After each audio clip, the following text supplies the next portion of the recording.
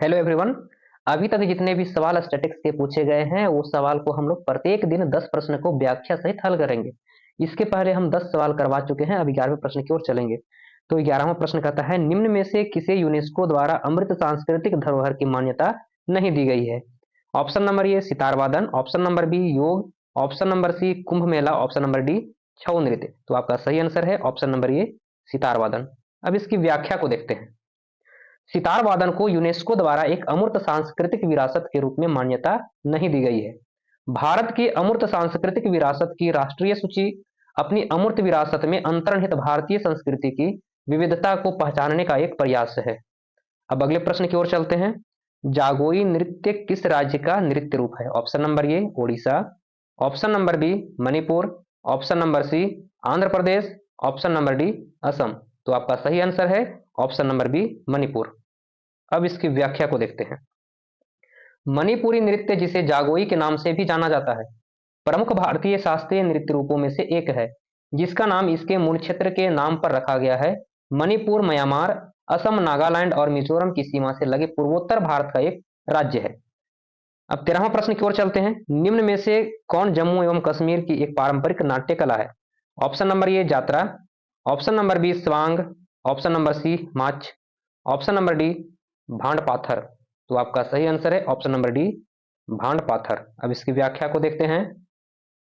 कश्मीर के लोकप्रिय लोक रंगमंच को भंडार पाथर कहा जाता है, क्योंकि यह दो शब्दों भंडार और पाथेर का संयोजन है।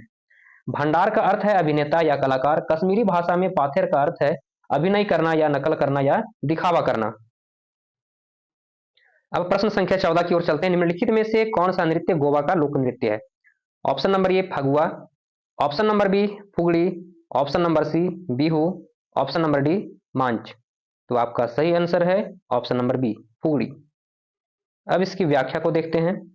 फुगड़ी और ढलो गोवा के सबसे आम लोक नृत्य है। कुणबी एक आदिवासी लोक नृत्य है। सिगमो उत्सव के दौरान सिर पर दिए लिए महिलाएं दीप नृत्य करती है। मोरूलेम एक अन्य पारंपरिक लोक नृत्य है, जिसे सिगमो के दौरान पिछड़े समुदाय द्वारा प्रस्तुत किया जाता है। अब नेक्स्ट प्रश्न की ओर चलते हैं। प्रश्न संख्या 15 की ओर चलते हैं। भवाई किस राज्य का लोक नृत्य है? Option number A Gujarat, option number B Maharashtra, option number C Haryana, option number D Rajasthan. तो आपका सही आंसर है ऑप्शन नंबर डी राजस्थान। अब इसकी व्याख्या को देखते हैं। भवाई पश्चिमी भारत में राजस्थान और गुजरात राज्यों में लोकप्रिय लोक नृत्य की एक शैली है। इन समुदायों के पुरुष तार और ताल वाद्य यंत्रों का उपयोग करके इस नृत्य को संगीत प्रदान करते हैं। भवाई नृत्य की अक्सर भवाई से गलत व्याख्या की जाती है, जो गुजरात का एक लोक नाट्य रूप है। अब प्रश्न संख्या 16 की ओर चलते हैं। पुंग चोलम किस राज्य का लोक नृत्य है? Option number A Kerala, option number B Manipur, option number C Madhya Pradesh, option number D Karnataka. तो आपका सही आंसर है ऑप्शन नंबर बी मणिपुर। अब इसकी व्याख्या को देखते हैं। पुंग चोलोम, जिसका अर्थ है ढोल की गर्जना, एक मणिपुरी नृत्य है। यह मणिपुरी संकीर्तन संगीत और शास्त्रीय मणिपुरी नृत्य की आत्मा है। पुंग चोलोम मणिपुर का एक अनूठा शास्त्रीय नृत्य है। यह नृत्य पुरुषों या महिलाओं द्वारा किया जा सकता है और आमतौर पर रासलीला के लिए एक प्रस्तावना है। अब प्रश्न संख्या 17 की ओर चलते हैं। निम्न में से किसमें भारतीय नृत्य शैली का संदर्भ पाया जाता है? Option number A Abhang, option number B Natya Shastra, option number C Kamasutra, option number D Brahmasutra. तो आपका सही आंसर है ऑप्शन नंबर बी नाट्य शास्त्र। अब इसकी व्याख्या को देखते हैं। नाट्य शास्त्र प्रदर्शन कलाओं पर एक संस्कृत पाठ है।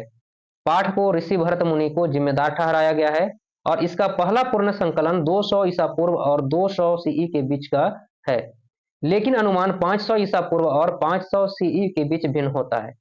अब प्रश्न संख्या 18 की ओर चलते हैं। पैठनी महाराष्ट्र की एक शैली है।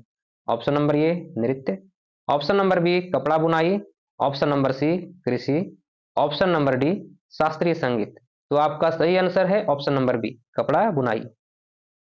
अब इसकी व्याख्या को देखते हैं। पैठानी साड़ी की एक किस्म है जिसका नाम महाराष्ट्र राज्य के औरंगाबाद में पैठण शहर के नाम पर रखा गया है, जहां उनमें हाथ से बुना जाता है।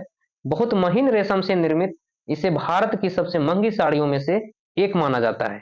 अब प्रश्न संख्या 19 की ओर चलते हैं। निम्न में से किस राज्य में हम्पी नृत्य उत्सव मनाया जाता है? Option number A Kerala, option number B Karnataka, option number C Tamil Nadu, option number D Telangana.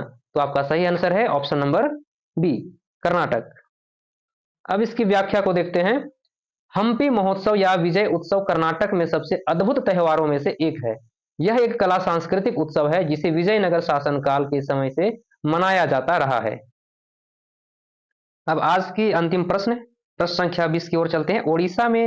Odisha में कौन सा कठपुतली नृत्य किया जाता है? Option number A Pavakuthu, option number B Kandhei, option number C कठपुतली, ऑप्शन नंबर डी पुतुल नाच। तो आपका सही आंसर है ऑप्शन नंबर बी कंधेई।